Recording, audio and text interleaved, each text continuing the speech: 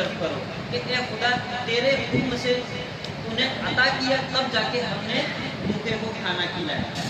اگر کوئی نیکی کری تو اس کی نسبت خدا کی طرف کرو.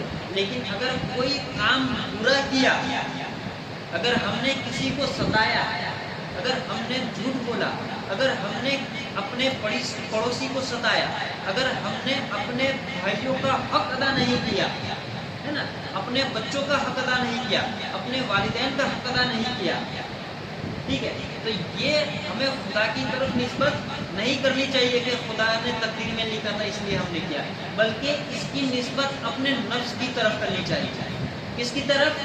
اپنے نفس کی طرف کرنی چاہیے، کیونکہ نفس، اللہ کے رسول فرماتے ہیں کہ انسان کے لیے شیطان سے بھی بڑھ کر ایک دشمن ہے نا. وہ کیا ہے؟ نفس. وہ کیا ہے؟ نفس. کیونکہ یہ نفس ایسی چیز ہے جو انسان کو گناہوں کی طرف لے کے جاتی ہے. اب دیکھیں نا کہ شیطان جو ہوتا ہے وہ تو رمضان کے مہینے میں 30 دن قید میں رہتا ہے نا. خدا تبارک و تعالیٰ اس کو بیڑیوں میں جکڑ دیتا ہے. لیکن کچھ لوگ ایسے بھی ہوتے ہیں جو رمضان کے مقدس مہینے میں بھی گناہ کرتے ہیں نا. یہ کس کی وجہ سے کرتے ہیں؟ یہ اپنے نفس کی وجہ سے کرتے ہیں. تو کیا ہم یہ کہیں گے کہ ہماری قسمت میں ایسا نہیں، بلکہ اس چیز کی نسبت ہمیں اپنے نفس کی طرف کرنی چاہیے، اور ہمیں کوشش یہ کرنی چاہیے کہ اپنے نفس پر قابو رکھا جائے. اب بڑے بڑے بزرگان دین تو ایسے گزرے ہیں کہ اگر انہیں کسی اچھی لذیذ چیز کو کھانے کی خواہش ہوتی تھی نا تو وہ 1-2 دن بھوکے رہ جائے. اے نفس، تو چاہتا ہے کہ میں کھانا کھاؤں، اچھا کھانا کھاؤں، اور تاکہ میں اپنے خدا کی عبادت سے دور ہو جاؤں، میں اس کے شکر سے دور ہو جاؤں. نہیں، بلکہ آج سے میں تجھے سزا دیتا ہوں کہ تو 2 دن بھوکا رہے.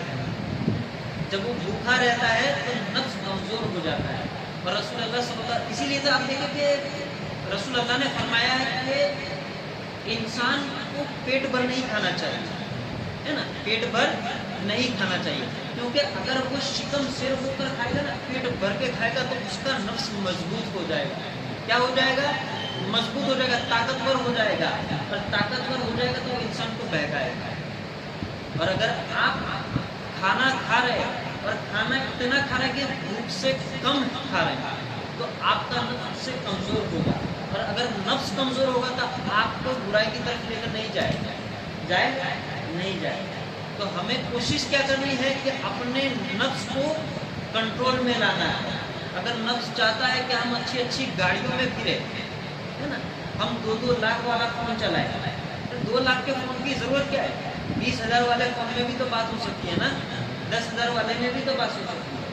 لیکن ہمارا نفس کہتا ہے کہ ہم کو سب سے اونچا دن چاہیے تاکہ ہم دوسروں کی نظروں میں اونچے بنے. کہ دیکھو، نفس کیا کہتا ہے کہ دیکھو تم کتنے اونچے ہو کے، وہ 10,000 والا استعمال کر رہا ہے تو تم 50,000 والا استعمال کر رہے ہو، ہے نا. یہ نفس تمہیں بڑا بنا رہا ہے. لیکن ہمیں نفس کے بہکاوے میں نہیں آنا ہے. کیونکہ حضرت مولا کائنات علی کرم اللہ وجہ الکریم فرماتے ہیں کہ انسان جنت سے صرف 2 قدم کی دوری پر. کتنی؟ 2 قدم. ہمیں زیادہ بھی چلنا نہیں ہے، صرف 2 قدم. کیا فرماتے ہیں مولا کائنات کہ اگر بندہ اپنا 1 قدم نفس پر رکھ دے گا، اس پر نفس پر رکھ دے گا، یعنی نفس کو قابو کر لے گا، تو اس کا دوسرا قدم جنت میں ہے نا. اب دیکھیں نا، ہم چل رہے ہیں، 1 قدم بڑھایا، آگے بڑھنے کے لیے ہمیں دوسرا قدم خود بخود آگے بڑھ جائے گا. تو اگر آپ نے اپنے نفس کو قابو میں کر لیا تو آپ سیدھا جنت میں چلے جائیں گے. تو انشاءاللہ ہمیں کوشش کیا کرنی ہے کہ ہمیں اپنے نفس کو کنٹرول میں کرنا ہے. اگر نفس کہتا ہے کہ ہم تھکے ہوئے ہیں تو ہمیں نماز پڑھنے